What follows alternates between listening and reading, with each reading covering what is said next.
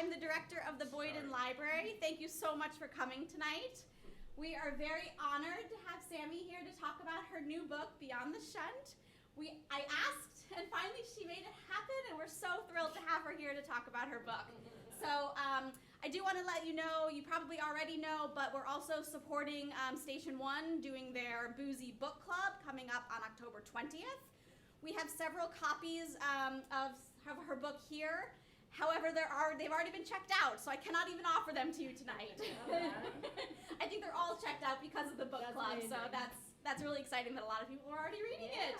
I will let you take it away. Thank you again so much for being here. My name is Samantha Schmall. I'm the author of Beyond the Shunt. I'm here tonight. Thank you to the Boyden Library for inviting me to spread awareness. My goal with this book is to spread awareness about the condition called hydrocephalus. Hydrocephalus is water on the brain. It's an abnormal buildup of cerebral spinal fluid. I was born with it. I'm not going to give too much information. I'm going to read my introduction and go from there. My name is Samantha Schmall. I'm sharing my story of living with hydrocephalus and a brain shunt for the first years of my life. I finally overcame this battle and am now living a device-free life. Hydrocephalus is an incurable but treatable neurological disorder caused by abnormal buildup of cerebral spinal fluid in the ventricles deep within the brain. People may also know it as water on the brain. More often than not, there are people who have never heard of this condition before. Hydrocephalus is treated with a brain shunt and tubing that is inserted through a small hole in the skull to drain excess fluid and relieve pressure on the brain. Tubing is attached to the device, and fluid is most often drained into the stomach. What I went through and encountered over the years is not something that I wish on anyone. I'm writing this memoir in hopes of reaching someone or multiple people who may be experiencing the same or something similar to let them know they are not alone. Although a shunt or an endoscopic third ventriculostomy, also known as ETV, is not a permanent cure for hydrocephalus. It is important to consult with your neurosurgeon to see if an ETV procedure is right for you or your child. I hope to encourage you and other readers that overcoming any sort of lifelong battle is possible. It may take time, but you are absolutely capable. So I had the brain shunt placed at birth. I had multiple revisions over the years. In 2019, I had a shunt revision, which unfortunately resulted in a brain infection. And that's what led me to be a candidate for the ETV procedure. So I'm going to read you the chapter that is the chapter of the memoir, the one that has all the feels and says it all. Chapter 18, page 60. It's now the middle of the work week, and I decide to go to the doctor. Something does not feel right in my body, and it is time to get to the bottom of it. I call neurosurgery at Boston Children's Hospital as soon as they open that morning and explain the symptoms. They tell me to call my primary care first instead of coming right into the hospital and see what they say. As soon as I hang up with Boston Children's Hospital, I call my PCP to see if it is possible for them to see me that day. Unfortunately, they do not have same-day appointments available, but they have an upcoming appointment first thing the next day at 9 a.m. I take that without hesitation. That night, I have Dad take a look at my incision. He takes a picture of it so I can see, and it definitely does not look right. It is bright red along the incision, and underneath the scabs and stitches, it looks like white flower petals peeking through from the sides of the incision. Overall, it looks gross. I look at the picture and get queasy. Sometimes something definitely is not right. The next day, I get to my PCP's office a little before 9 o'clock. As I walk through the building, I notice the halls are decorated beautifully with Christmas wreaths and artificial trees. Christmas is only 7 days away at this point. I really hope this is just a rough patch of the healing process and that I can spend time with my family and friends during my favorite time of year. The PCP takes me right in and does a small workup. My blood work comes back a little abnormal, and my doctor does not hesitate to suggest I go into Boston to have the specialist take a closer look at me. So off I go, back to work to finish my day. That night, Mom and I take the ride to Boston Children's Hospital. We wait until the rush hour traffic clears before we go, not knowing the news we are about to hear and unaware of the long night ahead of us. As much as I hate going into the ER, I know it is the right thing to do. My head is at the top level of pain at this point, and oddly enough, I feel sicker as the ER visit draws closer. My head feels like it's going to explode from the amount of pain and pressure I'm experiencing. Remember those times as a kid when you thought it would be fun to lean backward over the couch upside down? It doesn't take a lot of time before your head develops this pulsating sensation on the top of your head and around your temples. That is what I'm experiencing, except I'm sitting upright and the pain is 10 times worse. Mom parks the car in the garage and we head over to the ER entrance. There are quite a few people either checking in or sitting around in the waiting room. As I mentioned before, there is the one benefit of being a patient with a shunt in this type of situation is, as I mentioned before, there's one benefit of being a patient with a shunt in this type of situation. It literally is a life or death moment if it's not treated quickly. At this time, I have no idea that my situation is literally life or death. Regardless, I get checked and I'm taken back right away. In a way, I feel bad that I am taken ahead of some people who were waiting before me, but I really had no choice given my symptoms. Right away, I am put into my ER room. Before I can take another breath, a nurse comes over and takes me right to MRI. This is the very first order of business to be taken care of. I'm freezing cold, but hospitals are usually cold, so I don't worry too much. The nurse is nice enough to give me a few blankets to get me through the scan. It's fairly quick, and once we are back to my room, the nurse takes my vitals and blood pressure, listens to my heart, and takes some blood samples and my temperature. I learned that I will be going to get a shunt tap. A shunt tap is a minimal procedure that involves taking CSF from my head to be tested for infection. There is so much going on right now to determine a diagnosis. I'm so out of it that I barely recognize what is happening around me. My vitals come back extremely abnormal. I have a fever of almost 103, which explains why I'm freezing and physically shaking.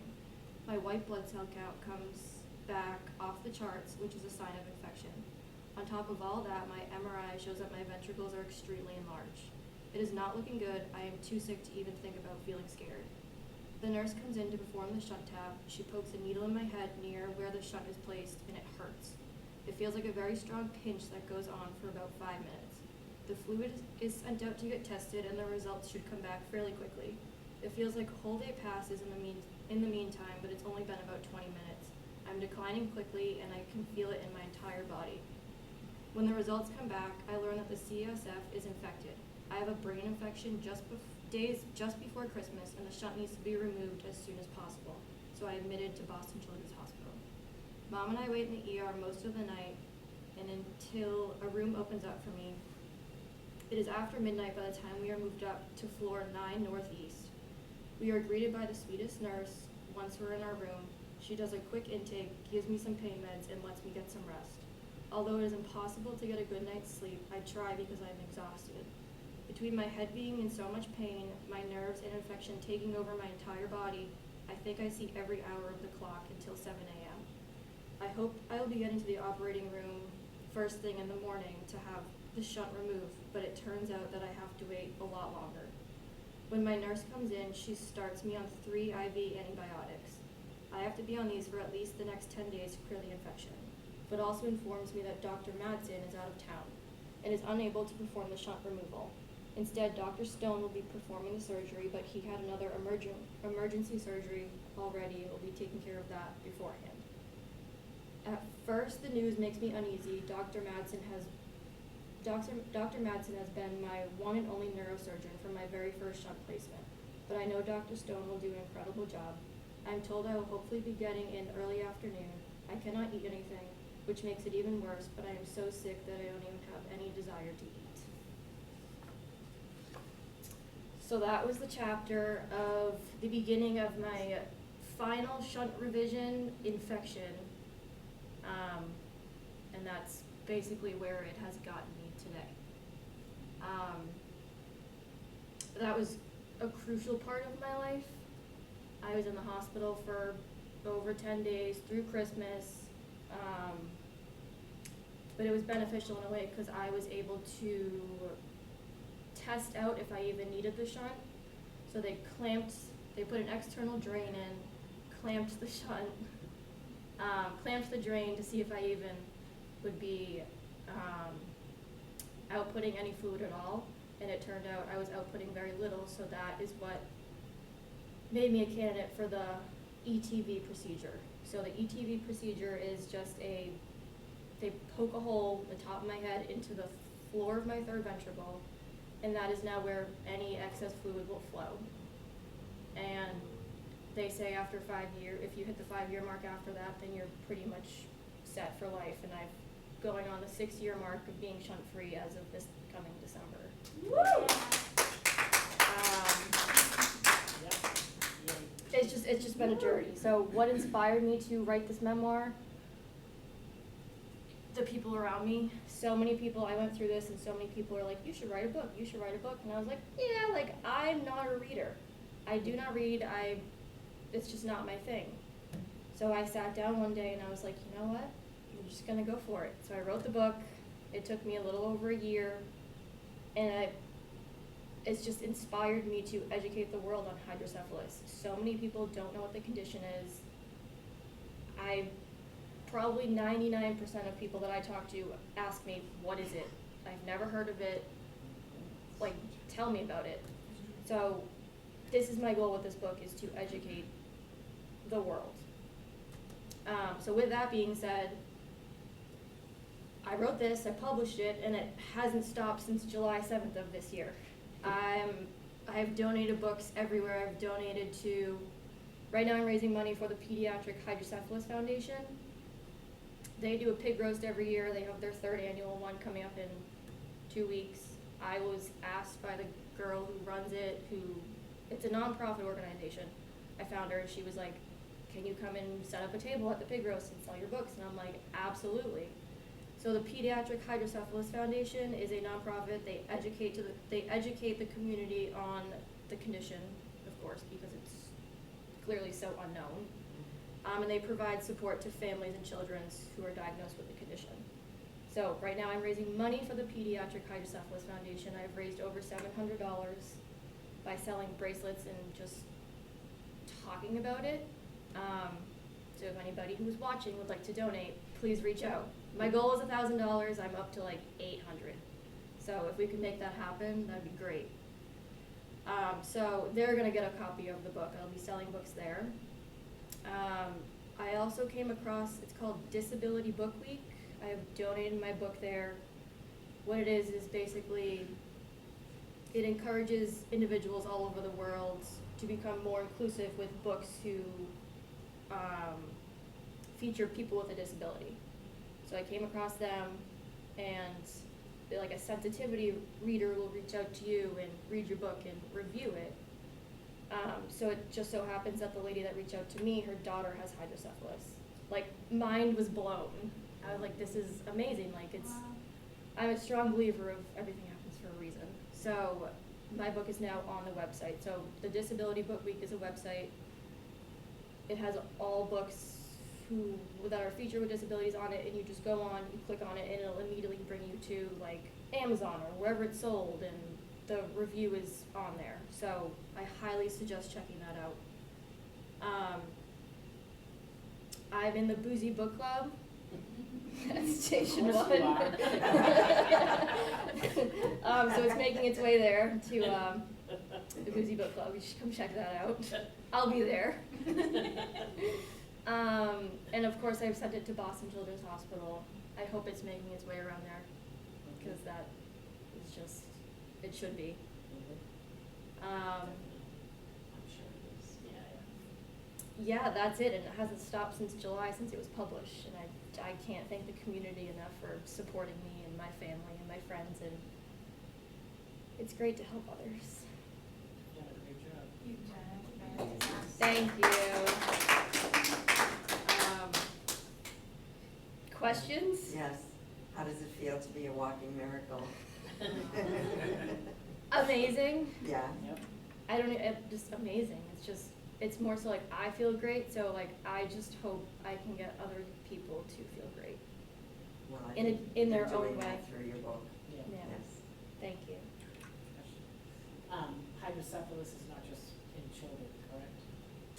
It can be in adults too. Yes. It's also misdiagnosed. Billy Joel, for example, Yeah. was just diagnosed with it. It can often be, I forget what it was. What? Really? Yeah.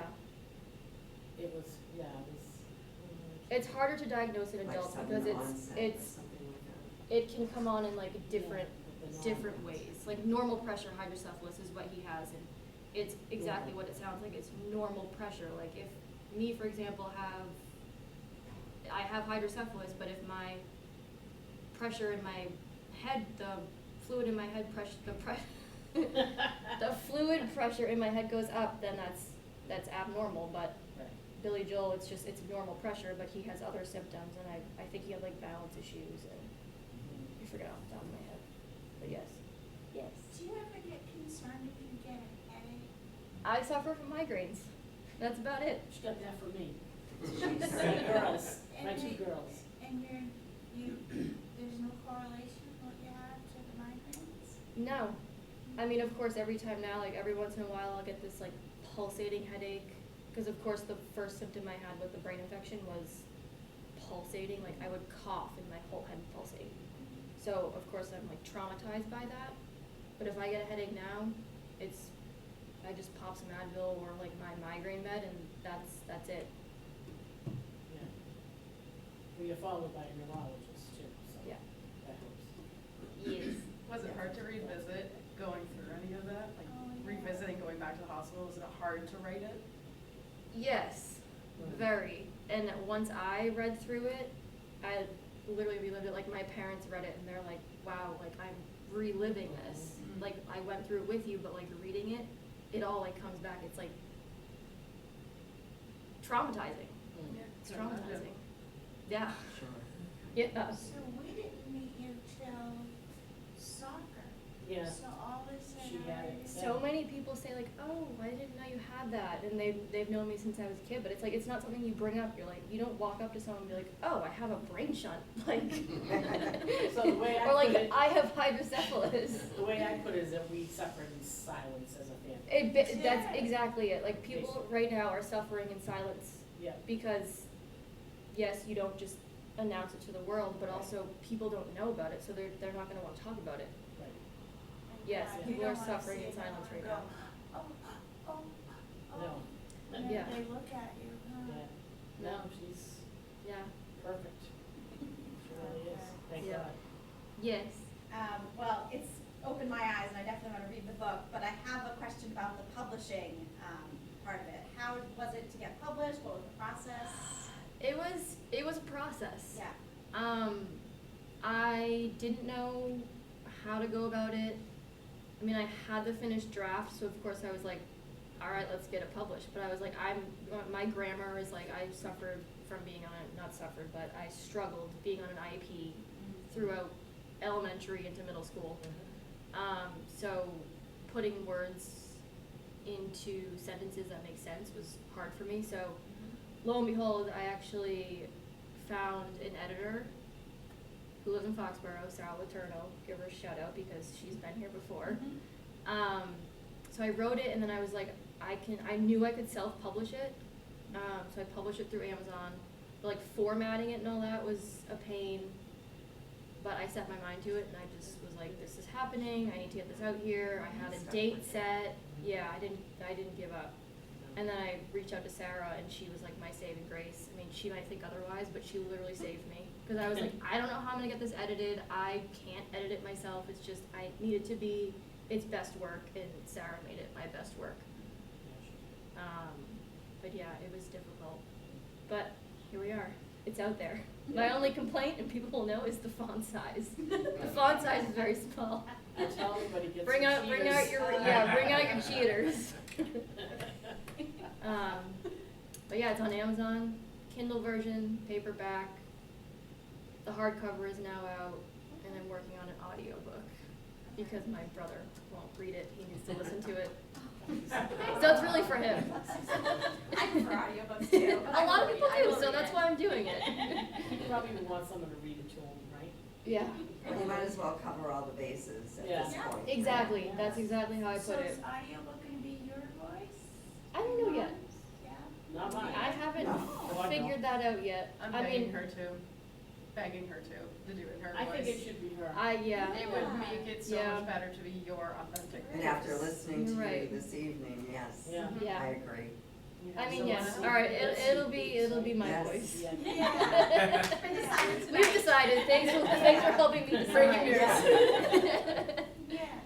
But I yeah. I heard you as I was reading it, but I heard you as a little kid. Oh, I did, Yeah. I did, I love that. yeah, Yeah, you've known her for a while. yeah. Yep, long time. So what's the next plan? Anything else? Honestly, I would love for somebody to just sign me a deal and I can travel the world to just talk about the book. I don't know. Yes. I mean, I have a couple events coming up, but that's it. I just keep advertising it Awesome. and hopefully it reaches the right person. It's really based on where it's placed, but I had no restrictions growing up. I played basketball, as you know. I played soccer. I swam fine. No restrictions. Yeah. No. She did all right. She had an amazing stretch So Yeah. how, for many years. how Yeah. rare is it? Like how many kids are affected or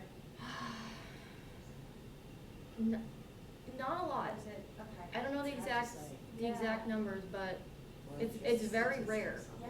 Yeah, she can. Is there a Yeah. cause? there's no known cause.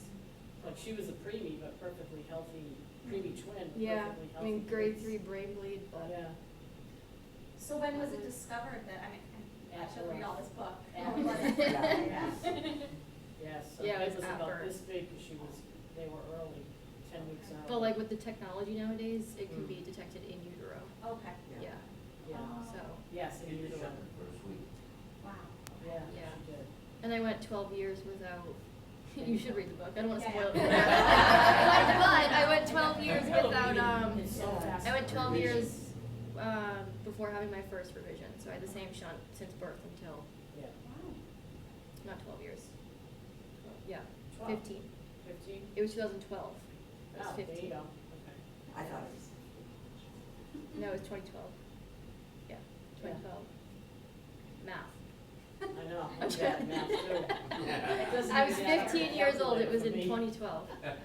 I was a freshman in high school. Mhm. Yeah. Yeah, this is Yeah. pretty good stories, isn't it? I know I should probably stop asking questions and just read the book. I could sit here and tell you all about it all night long. But yes, you should read the book. Well, thank you so much for coming tonight. Thank you for Everyone. having me. Thank you. Yeah. Perfect.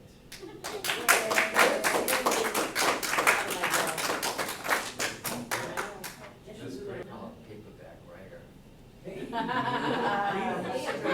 right.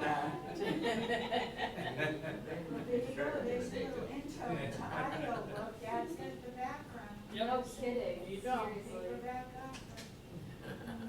Yeah. Look, you guys. Whew, hot time. Is it? Yeah, it's me, the hot one.